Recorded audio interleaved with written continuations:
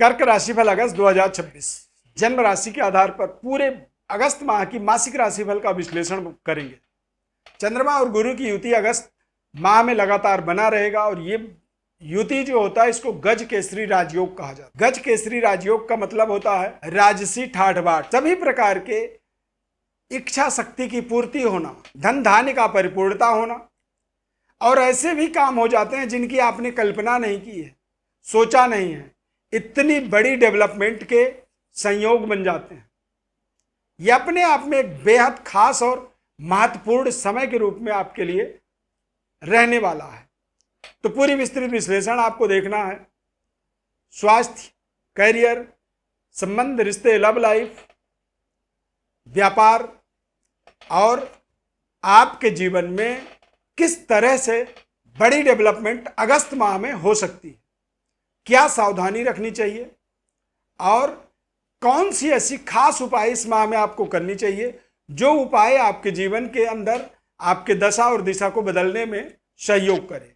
मैं श्री अरविंद देवव्रत ज्ञान चैनल में आपका बहुत बहुत हार्दिक स्वागत करता हूं। नमस्कार, जय माता दी, जय श्री राम।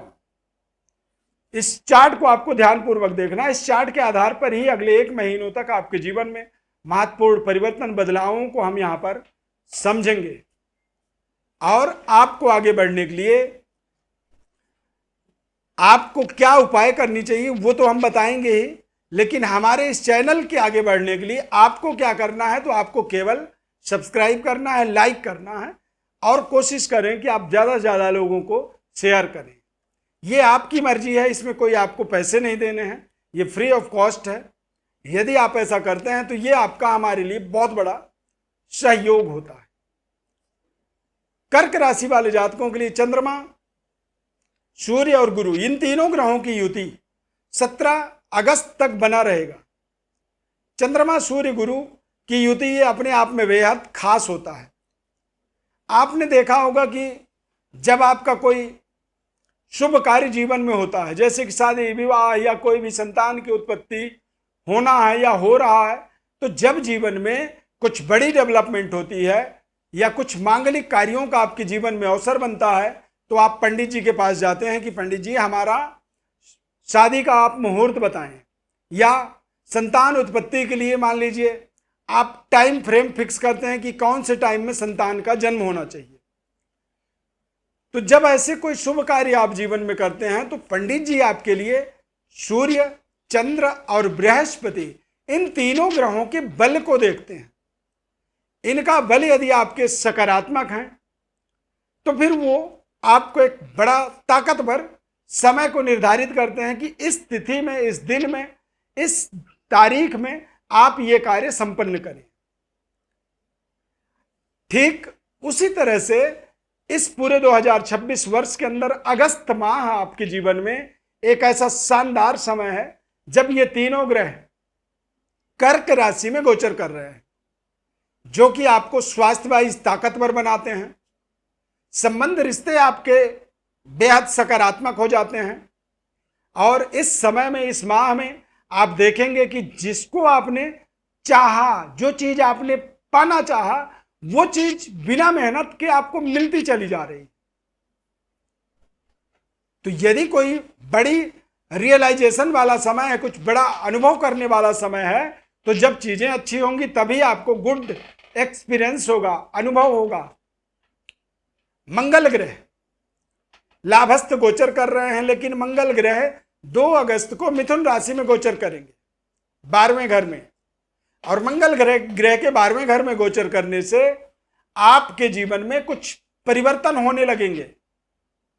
जैसे कि आप अध्ययन के लिए किसी अपने घर परिवार से दूर जा सकते हैं, किसी हॉस्टल में जा सकते हैं, या किसी यूनिवर्सिटी में आप जा सकते हैं, या फिर देश विदेश में जाकर के अपने अध्ययन कार्य की पूर्णता कर सकते हैं।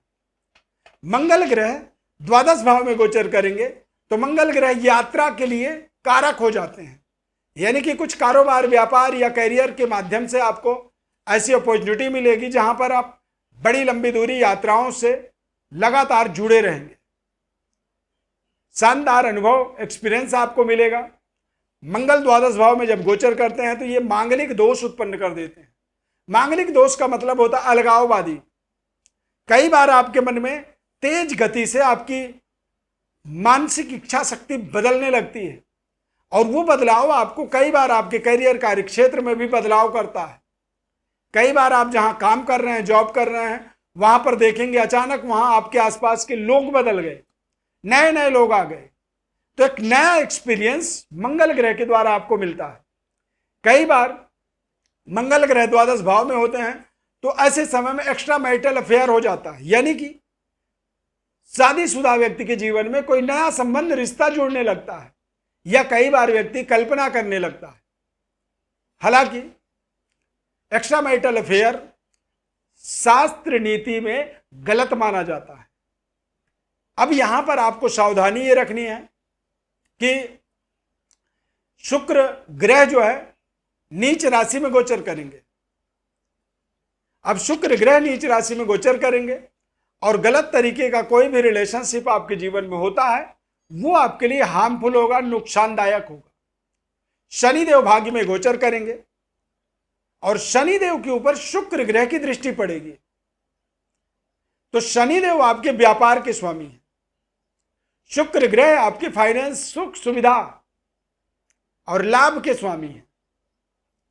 मतलब आप देखेंगे कि आपके जीवन में व्यापारिक डेवलपमेंट अचानक हो रही है।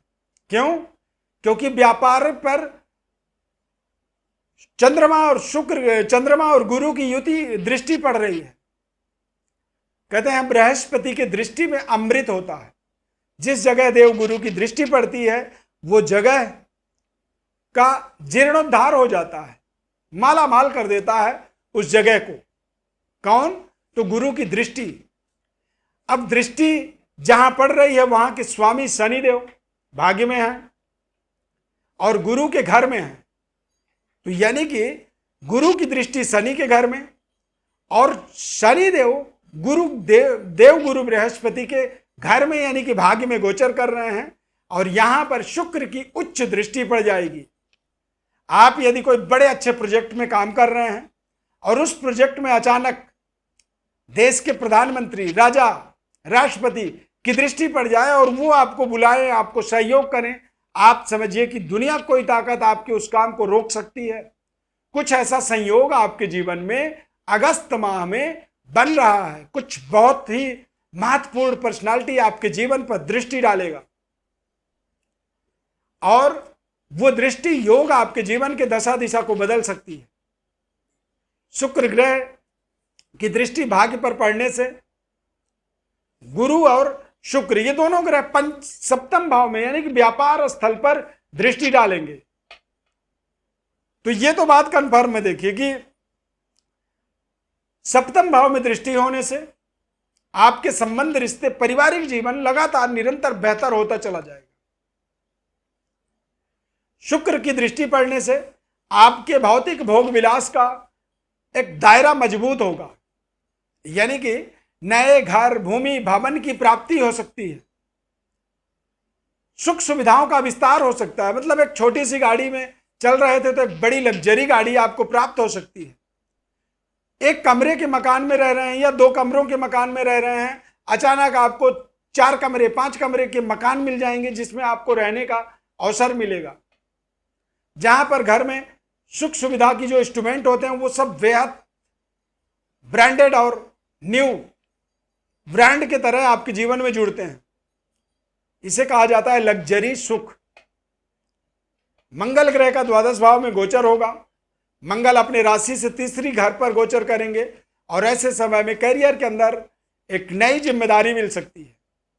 थोड़े से मन में डाउट होगा, संदेह होगा कि क्या ऐसा मैं कर पाऊंगा, नहीं कर पाऊंगा, परंतु आप करते चले जाएंगे और आपको इसका पूरा श्रेय मिलेगा, सफलता मिलेगी और इससे आपके आर्थिक स्थिति में लगातार निरंतर ग्रोथ होता चला जाएगा। यह अपने आप में बेहद खास समय रहेगा। इस पूरे माह में भगवान भोलेनाथ की आपको उपासना करनी चाहिए। पीले चंदन भगवान शिव को लगाएं, पीला पुष्प अर्पित करें और शिव जी में रोजाना आप जल चढ़ाएं। ओम शिवाय नमः। इस मंत्र का 108 बार आप जप करें। इस पूरे अगस्त माह में यदि शिव जी की आप उपासना करते हैं, इससे आपके चंद्रमा में बलाबल का विस्तार होगा, मनोबल आपका बढ़ेगा और आप अपने जीवन में अपने अभीष्ट मनोकामनाओं को पूर्ण करने में सक्षम हो जाएं। अपने बारे में आपको कुछ जानकारी चाहिए या अपने जन्म कुंडली का विश्लेषण हमारे द्वारा आप चाहते हैं तो अपने बर्थ डिटेल्स को आप इस नंबर पर लिख करके भेजें। हमारे द्वारा संपूर्ण विश्लेषण आपको बताया जाएगा, निःशुल्क रूप से बताएंगे।